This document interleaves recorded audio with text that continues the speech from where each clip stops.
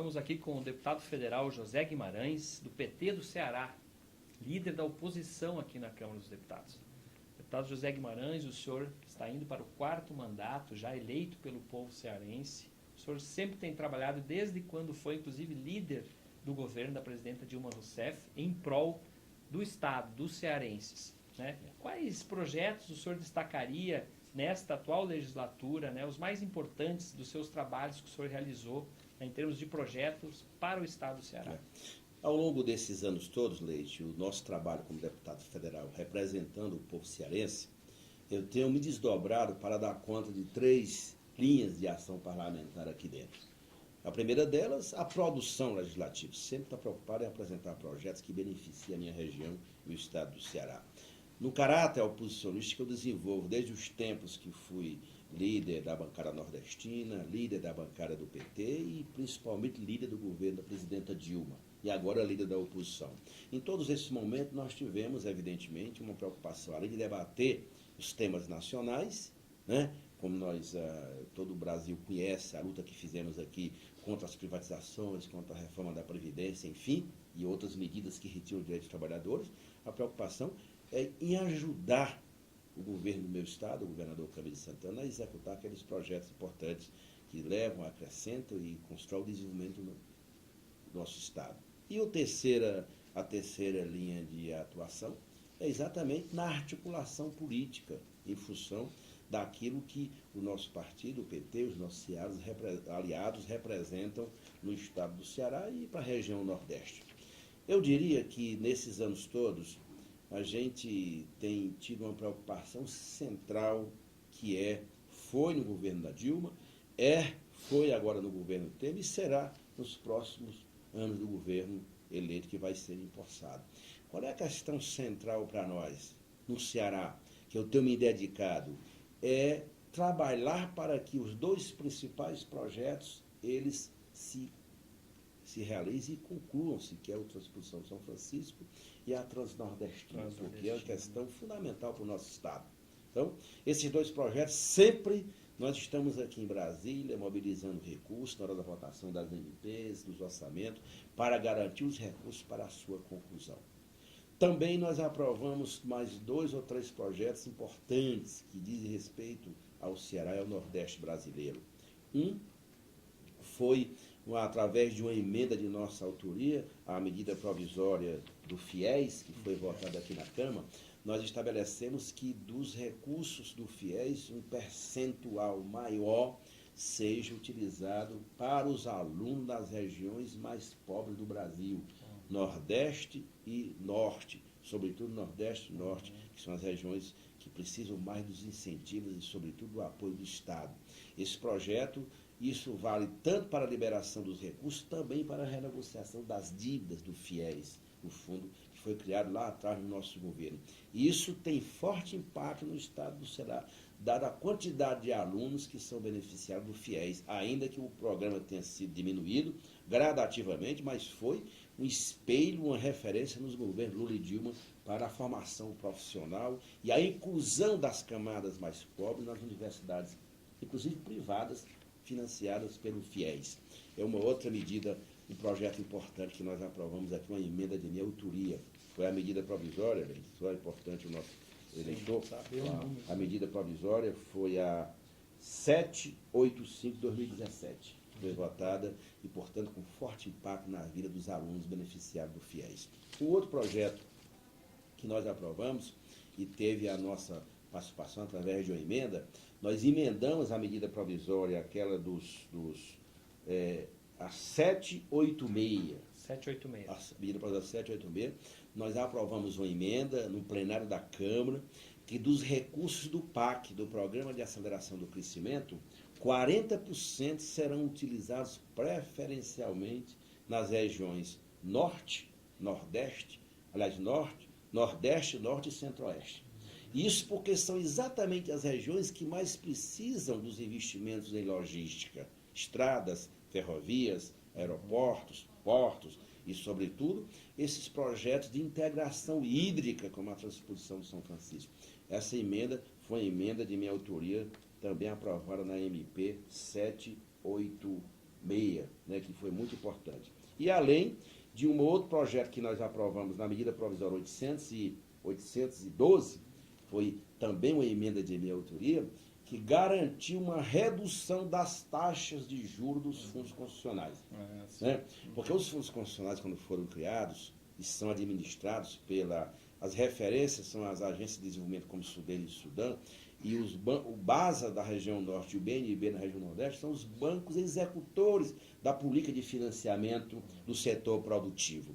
E esses fundos constitucionais, quando foram criados, foi com esse objetivo: alavancar o crescimento da economia nessas regiões, gerando emprego e renda, sobretudo financiando o setor produtivo.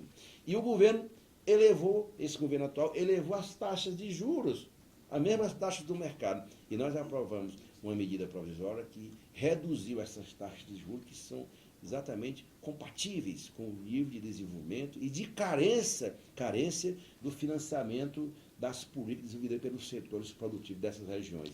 Isso tem grande impacto na questão da renda e grande impacto também na questão social, da inclusão, na geração da renda, mas também na geração de oportunidade de empregos, né?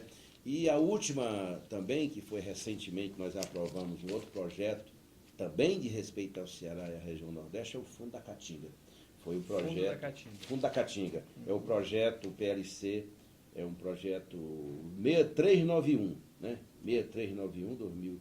Estava tramitando aqui, nós aprovamos esse fundo na Comissão da Amazônia, na Comissão de Desenvolvimento Regional e Meio Ambiente, que vai ajudar um fundo que terá um percentual daquilo que é descontado do imposto de renda que vai para os fundos constitucionais.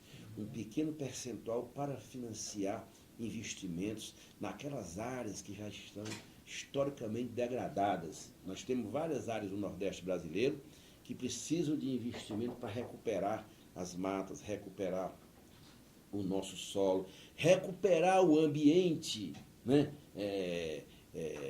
Dessas áreas que estão degradadas. Portanto, o Fundo da Caatinga, financiado com recursos do BNB, através de um percentual desses fundos constitucionais, terá forte impacto na região. Por exemplo, a minha região, a região dos Inhamuns, me refiro à região de Itauá, é uma desertificação completa. Se transformou num grande oceano da Caatinga. Sim. Só tem lajeiro, só tem nem mar, como se diz no Ceará, nem aquela planta nativa que é referência para nós como marmeleiro, tem mais. Portanto, há que se ter investimento nessas áreas. O Brasil é uma potência, como eu dizia, ambiental. Então, esse fundo da Caatinga tem uma importância vital para fazer esses investimentos todos. São todos projetos importantes que eu tenho tido a preocupação de, além de cumprir o meu papel como deputado do Brasil, a gente tem a preocupação de apresentar projetos que melhorem a vida do povo cearense e a vida do povo nordestino. E a perspectiva para 2019, ali, na próxima legislatura, né? O senhor vai ter um desafio grande também, né, como parlamentar aqui do PT, enfim, da oposição, em enfrentar esse governo, né, autoritário do Jair Bolsonaro e sua equipe, e ao mesmo tempo ficar fazendo essa relação com o Estado lá, com o governador Camilo Santana, enfim, e levando, né, projetos, ajudando ainda mais o Estado do Ceará. Como é que vai ser essa peleja aí? Primeiro, defender os interesses do Estado. Eu ouvi do presidente eleito uma certa feita que os governadores que não haviam votado nele não iam receber o mesmo tratamento. Imagina, precisa respeitar. Os estados elegeram os seus governadores e eles têm todo o direito, como qualquer outro estado. O Ceará é um estado que deu uma eleição, reelegeu o Camilo no primeiro turno com 80% dos votos e, portanto, o que está em jogo é a soberania do Estado dentro dessa organização do Pacto Federativo. Então, defender os interesses do Estado do Ceará e proteger o Estado de qualquer discriminação política aqui em Brasília é uma tarefa minha como deputado federal do Partido dos Trabalhadores no Ceará. Está ao lado do governador, ao lado da nossa bancada, sobretudo centrado na ideia de proteção do nosso Estado. É a principal ação que nós vamos ter aqui. Segundo, vamos marcar colado. Se não chegar às águas do São Francisco até o início do ano, julho no máximo, no Ceará, nós teremos a maior crise hídrica da República de todos os tempos. Porque não tem mais água, nós estamos dependendo das chuvas e esse projeto precisa ser concluído. Que, aliás, quando a Dilma saiu, 92% das obras estavam executadas, faltavam 8%. Passaram 2 anos e não fizeram praticamente nada. Estão prometendo.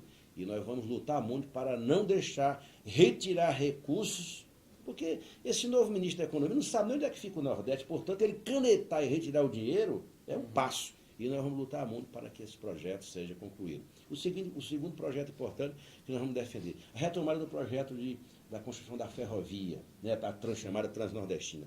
Porque essa ferrovia ela é central no desenvolvimento do estado e da região. Ligar os portos, né, Ceará, Itaqui no Maranhão, Suape em Pernambuco e a área de soja no Piauí, são regiões que precisam dessa integração desse modal ferroviário. Portanto, a retomada desse projeto é também fundamental.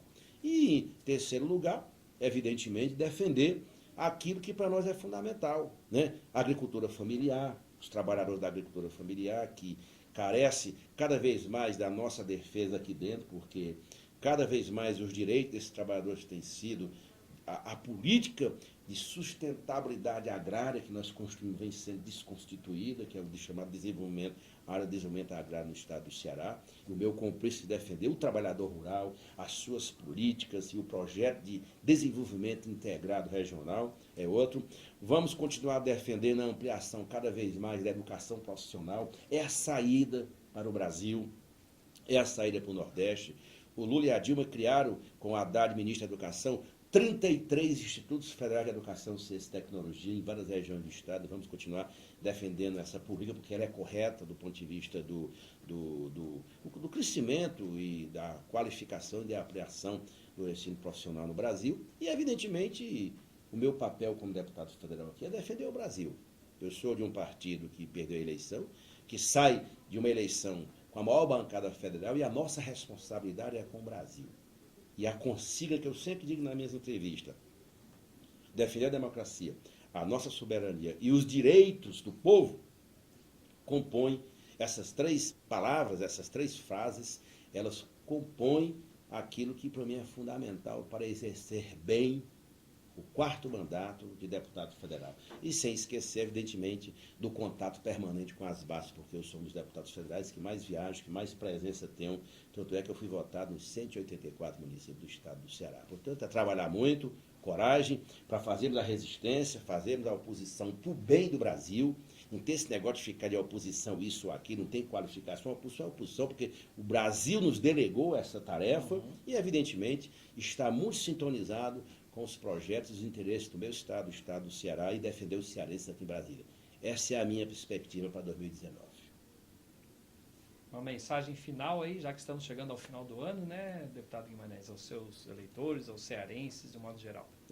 A minha mensagem é de fé, pedir a Deus que nos proteja e que a gente tenha força e coragem para enfrentarmos juntos as adversidades de 2019. É um período de Natal, né, que recentemente eu fiz uma visita, aproveito aqui para pedir assim, nesse período é momento da solidariedade. Sair um pouco desse padrão da política e estender a nossa solidariedade a tantas famílias que precisam. Eu visitei recentemente a Casa do Menor em Fortaleza. São pessoas que não têm lar, que não têm família, que muitas vezes jogadas aí pelo mundo da vida. E essa Casa do Menor acolhe muitos adolescentes lá em Fortaleza. Como é bom nesse momento a gente estender a mão da solidariedade, né? Isso é muito importante, as famílias que precisam tanto do nosso carinho, do nosso apoio. Eu mesmo vou passar o Natal com minha mãe, com 94 anos, lá nos sertões do Ceará. E, portanto, que a gente seja mais humano nesse período de Natal e Ano Novo. Que nós todos estendamos as mãos às pessoas que mais precisam. Vamos fazer um gesto de solidariedade ao Lula, no dia 27, quando eu vou estar lá. Mas as famílias cearenses e as famílias brasileiras, tem muita gente que precisa do nosso apoio. E só vale fazer política se tiver também esse lado humano, o lado da solidariedade e o lado, sobretudo, da proteção daquelas pessoas que não têm direitos. Muito obrigado, um feliz Natal e que 2019 seja cheio de felicidade, saúde e paz para todo o Brasil.